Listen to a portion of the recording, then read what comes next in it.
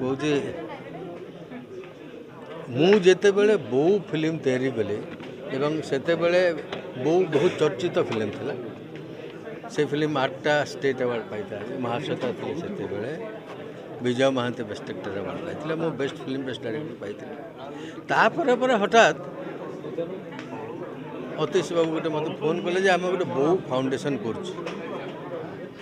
जेहेतु बो प्रति मोर दुर्बलता समग्र ओडिशार समस्त दुर्बलता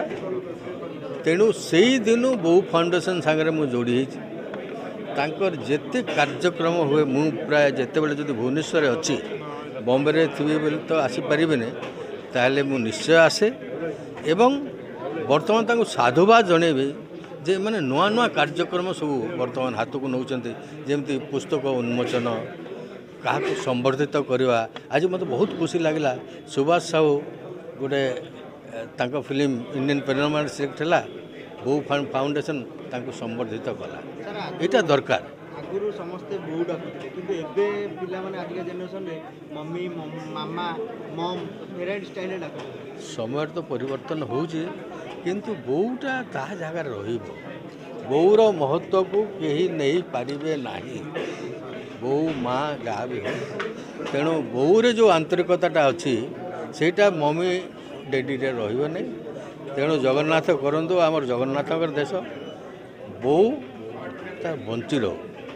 सामग्रिक भाव में आउ बो फाउंडेशन को बहुत बहुत धन्यवाद देवे इमने जो प्रकार कार्यक्रम कर आगु कहते जे मो फिल्म भी 3टा